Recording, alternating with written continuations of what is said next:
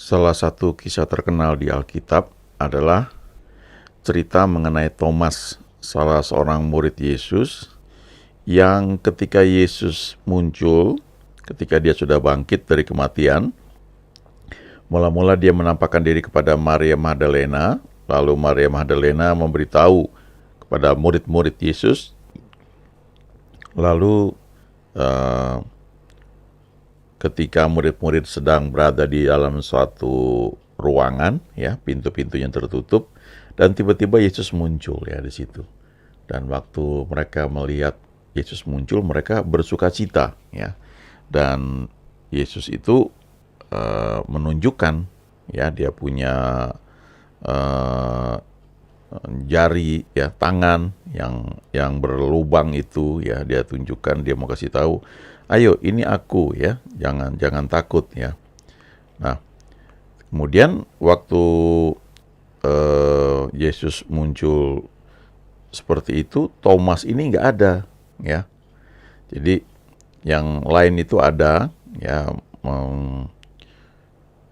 Yesus datang, kemudian berkata, damai sejahtera bagi kamu, ya. Lalu dia tunjukkan tangannya dan lambungnya kepada mereka. Lalu murid-murid itu bersuka cita ketika mereka melihat Tuhan. Tapi Thomas kan nggak ada, ya. Lalu murid-murid yang lain ini bilang sama Thomas, kami sudah lihat Tuhan. Tapi Thomas berkata, sebelum aku melihat bekas paku pada tangannya, dan sebelum aku mencucukkan jariku ke dalam bekas paku itu, dan mencucukkan tanganku ke dalam lambungnya, sekali-kali aku tidak akan percaya. Lalu di ayat 26, ya, dari Yohanes 20, 8 hari kemudian murid-murid Yesus berada kembali dalam rumah itu, dan Thomas bersama-sama dengan mereka. Sementara pintu-pintu terkunci, Yesus datang dan ia berdiri di tengah-tengah mereka dan berkata, damai sejahtera bagi kamu. Nah, kemudian ayat 27-nya ini, ya. Ayat 27 sampai dengan ayat 29. Taruhlah jarimu di sini. Nah, ini dia berkata, ya. Kemudian ia berkata kepada Thomas, taruhlah jarimu di sini dan lihatlah tanganku. Ulurkanlah tanganmu dan cucukkan ke dalam lambungku, dan jangan engkau tidak percaya lagi, melainkan percayalah. Thomas menjawab dia, ya Tuhanku dan Allahku.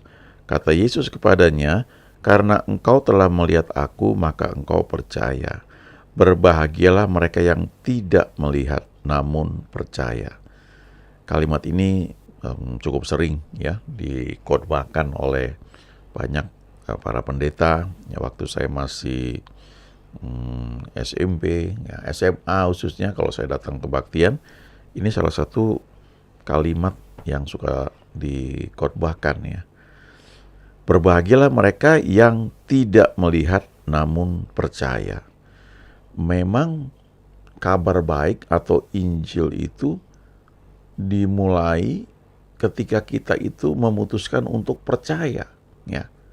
Percaya pada apa yang diberitakan, walaupun mata kita itu belum lihat, belum kelihatan hasilnya.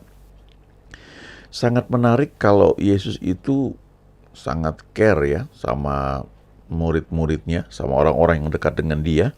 Dia menampakkan diri spesial buat Maria Magdalena karena Maria Magdalena itu menangis.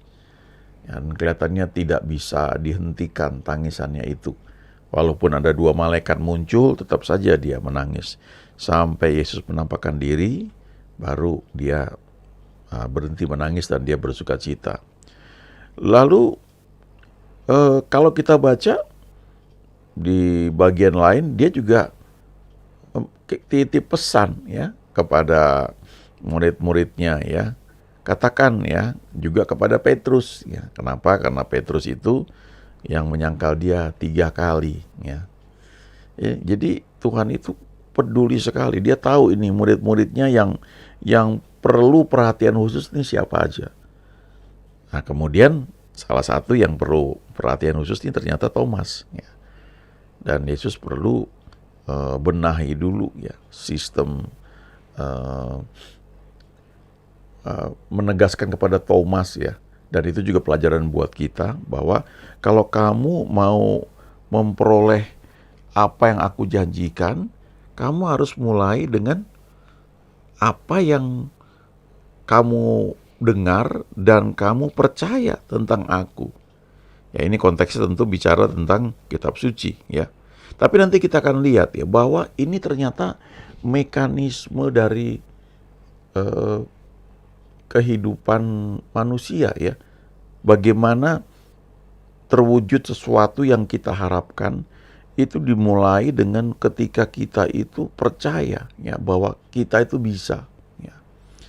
Nah, kalau saya suka merenungkan begini, kan kadang-kadang sekarang mungkin nggak terlalu banyak ya, walaupun tetap aja masih ada sih ya. Tapi kalau dulu itu saya sering ingat ya, ketika biasanya kan kita kalau mendoakan seseorang misalnya, kita tumpang tangan, itu ada ayatnya ya, kita tumpang tangan. Tapi kemudian belakangan belajar ya, waktu kita sedang mendoakan sesuatu, lalu kita membayangkan hal itu, ya. Kemudian ada lagi beberapa tindakan yang lain sehingga ada orang-orang yang suka bilang begini, kok kayak dukun sih gitu ya. Nah, ada seorang hamba Tuhan yang bilang begini, salah, terbalik ya, bukan kayak dukun, dukun yang kayak kita gitu. Saya pikir ini maksudnya apa nih? Tapi lalu dijelaskan, karena semuanya kan berasal dari Tuhan ya. Iblis yang membawa penyesatan itu juga awalnya berasal dari surga ya. Jadi ketika dia itu dibuang ke bumi, istilahnya tuh drop out gitu ya. Ilmu yang sama itu dia bawa ya ke muka bumi ini dan dia ajarkan kepada manusia, tetapi dengan menyingkirkan Tuhan ya. Prinsipnya sama tapi Tuhannya itu disingkirkan. Dan itu sebenarnya yang juga terjadi pada pengembangan diri ya. Karena pengembangan diri atau New Age misalnya itu mengakui bahwa manusialah pusat segalanya. You can if you think you can. Kamu bisa kalau kamu berpikir kamu itu bisa. Itu sebenarnya prinsip yang awalnya tuh ada di Alkitab. Tapi bedanya kalau kita itu percaya bahwa kita bisa, itu karena ada Tuhan dalam hidup kita. Kita percaya bahwa yes, I can do it ya, itu karena Tuhan, bukan karena kekuatan kita. Filipi 4 ayat 13 misalnya ya, segala perkara dapat kutanggung di dalam Dia yang memberi kekuatan kepadaku. I can do all things through Christ who strengthens me. Aku bisa lakukan segala perkara melalui Kristus yang menguatkan aku. Jadi poinnya selalu ke sana. Ketika kita mengimajinasikan sesuatu, itu dalam kerangka tuntunan Tuhan. Abraham itu disuruh menggunakan imajinasinya. Dia sudah menerima janji dari Tuhan bahwa dia akan menjadi bangsa yang besar. Lalu Tuhan bilang, kamu lihat pasir di pantai, seperti itu banyaknya keturunanmu. Jadi dia ajarkan Abraham itu menggunakan imajinasinya untuk tetap percaya akan janji yang Tuhan berikan. Kemudian waktu malam Tuhan bilang, pandang ke langit, coba hitung banyaknya bintang, sebab seperti itu nanti banyaknya keturunanmu. Jadi kalau siang Abraham itu melihat pantai, ya pasir, dia, wah nanti seperti itu banyaknya keturunanku, karena itu janji Tuhan. Kalau malam dia keluar, dia lihat bintang, ya banyak, seperti itu nanti keturunanku banyaknya. Ya. Jadi itu penggunaan imajinasi yang dipakai, tapi ada firman, ada janji Tuhan. Nah, kalau orang-orang yang bergerak dalam banyak ya, mungkin New Age ya, atau pengembangan diri, Tuhannya disingkirkan. Pokoknya pengen apa, bayangkan aja, nanti akan jadi gitu. Entah itu sesuai dengan yang Tuhan mau apa enggak, pokoknya bayangkan aja. Dan itulah yang terjadi pada Menara Babel ya. Menara Babel, apapun yang mereka imajinasikan, yang mereka rencanakan, tidak ada yang tidak dapat terlaksana. Ya. Lalu Yohanes 20 ayat 30 dan 31 ini menceritakan tujuan Injil ini dicatat ya. Dikatakan memang masih banyak tanda lain yang dibuat Yesus di depan mata murid-muridnya yang tidak tercatat dalam kitab ini. Tetapi semua yang tercantum di sini telah dicatat supaya kamu percaya. Ini satu keputusan ya. Tindakan untuk percaya bahwa Yesus adalah Mesias, anak Allah.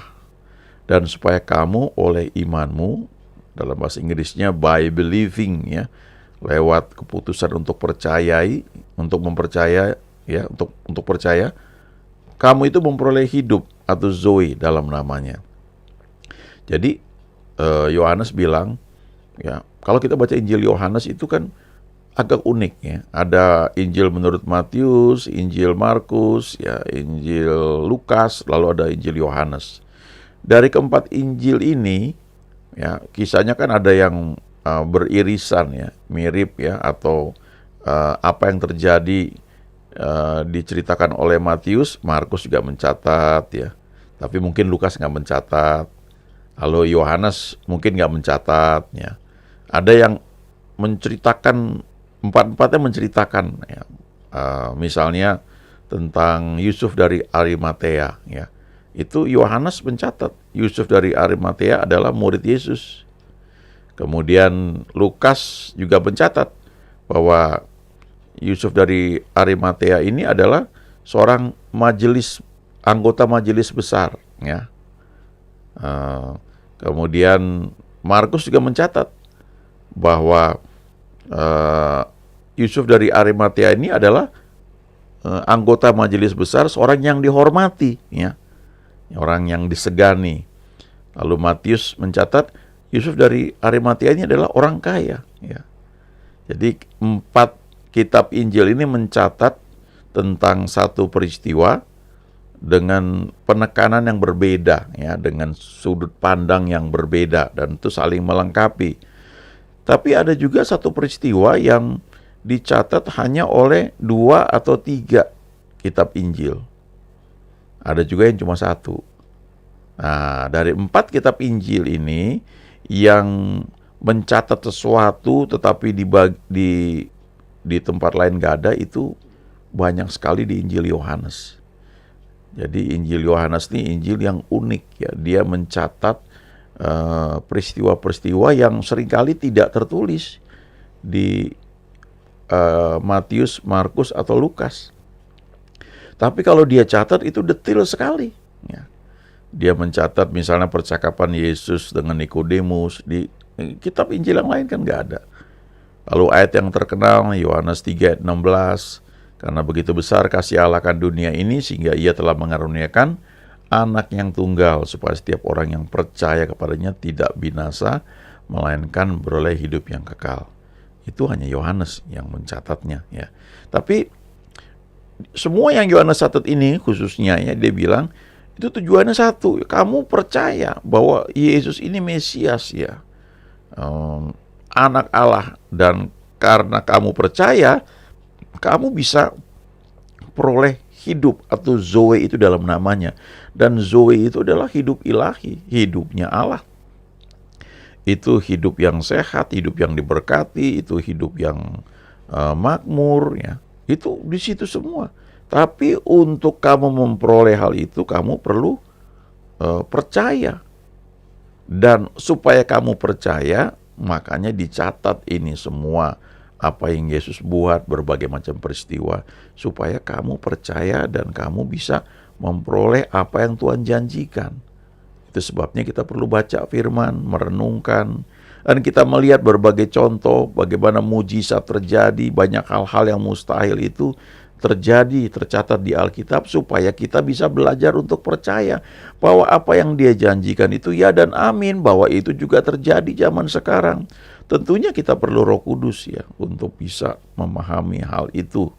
Tapi kita harus aktif ya, kita perlu baca Alkitab ini, kita perlu renungkan, dan saya percaya Tuhan akan selalu menunjukkan bukti-bukti lewat banyak kesaksian orang lain untuk meneguhkan bahwa yang kita percaya itu betul dan itu pasti terjadi. Yang menarik, ada salah seorang ini orang Kristen juga tapi aliran Mormon, namanya Stephen Covey. Ini orang terkenal sekali, dan kalau baca buku-buku dia mengajarkan mengenai pengembangan diri, ya, manajemen diri kita masing-masing. Kemudian dia mengajarkan mengenai leadership, dan salah satu buku yang terkenal yang dia tulis, ya, itu adalah tentang 7 kebiasaan orang-orang yang sangat efektif. Nah, Stephen Covey bilang begini, ya, all things are created twice, first mentally then physically. Jadi dia bilang segala sesuatu itu diciptakan 2 kali. Pertama itu secara mental. Apa secara mental? Dalam alam imajinasi, ya. Setelah itu baru secara fisik. Ya, contohnya adalah arsitek. Arsitek itu menggunakan imajinasi, lalu dia tuangkan dalam satu gambar kerja, ya, gambar arsitek. Jadi kalau kita mau bangun rumah, merenovasi rumah, kita panggil seorang arsitek, kita ceritakan ide kita, lalu dia belajar, ya, dia ukur semua, lalu dia kasih gambaran. Oh, kira-kira kayak begini, dan dia gabungkan, dia punya kreativitas, dia dari imajinasi dia itu dia tuangkan menjadi satu gambar. Dan gambar itu setelah dirapikan jadi gambar kerja. Dengan gambar itu kita bisa kasih tunjuk ke kontraktor, ya, atau pemborong untuk mengerjakan satu bangunan, maka yang digambar itu bisa menjadi nyata, ya. Lalu dikatakan the key to creativity is to begin with the end in mind. Nah, kunci dari kreativitas adalah mulailah dengan apa yang kita inginkan dalam pikiran kita. With a vision, ya, dengan suatu visi, and a blueprint of the desired result, ya, dan suatu cetak biru untuk sesuatu yang kita inginkan itu hasil akhirnya seperti apa. Nah, jadi mulai dengan bahwa itu bisa dilakukan, gitu. Itu bisa. Ini prinsip orang secara umum loh, ya. Kita belum bicara tentang apa yang Tuhan janjikan. Secara umum ternyata cara kerjanya begitu. Kamu ingin apa, kamu bayangkan dalam pikiran, lalu kamu buat step-step untuk bisa mencapai hal itu. Ini istilahnya gini, orang tidak doa puasa pun ini bisa ternyata. Itu sebabnya secara umum, ya, orang tidak percaya Tuhan pun dia bisa berhasil, dia bisa sukses karena prinsip ini. Jadi kita nggak usah bilang ini kayak dukun atau kayak New Age movement, tapi memang ini berlaku umum. Itu cuma kalau kita hidup untuk Tuhan, kita tahu kita ini murid Dia, lalu kita dipanggil untuk melayani, maka apa yang kita buat dalam pelayanan itu tidak sekedar seperti kita membangun menara Babel. Saya mau ini, bayangkan saya buat step-step lalu itu terjadi. Tapi lebih kepada bertanya, Tuhan, apa yang Kau inginkan untuk aku buat? Apa yang Kau inginkan untuk pelayanan ini? Punyamu lah ini, Tuhan, bukan punyaku. Kau yang kirimkan orang-orang untuk membangun, dan biar jadi kehendak-Mu seperti yang Kau inginkan, ya. Nah, itu yang membedakan apa yang kita bangun dalam pelayanan itu dengan menara Babel, ya. Menara Babel itu kemampuan manusia, ya. Bisa jadi itu juga sama seperti usaha untuk menggenapi apa yang Tuhan janjikan. Abraham kawin dengan Hagar, lahirlah Ismail. Tapi Ismail tidak diterima, ya, di hadapan Tuhan. Tetap diberkati, tapi Tuhan bilang yang punya perjanjian dengan aku adalah Ishak, dan Ishak itu dilahirkan dengan cara Tuhan. Ya, ketika semuanya udah nggak mungkin, baru ternyata bisa, gitu. Dan Sarah yang melahirkan Ishak itu tertawa, ya, karena dia tahu dia nggak mungkin, ya. Sementara Hagar, ketika dia tahu dia hamil, dia udah langsung memandang rendah nyonyanya. Ada kesombongan, ya. Jadi kalau kita pakai kekuatan kita tanpa sadar, kita bilang mungkin ini karena Tuhan, tapi ada kesombongan dalam hati kita. Ya, ini perkara yang sangat serius, ya, tentang hal ini. Tapi mari kita belajar bahwa Tuhan itu baik. Ya, apa yang Dia janjikan itu tersedia. Bagian kita untuk percaya. lakukan apa yang Dia perintahkan, maka kita akan menerima sesuai dengan firman-Nya. Haleluya. Amin.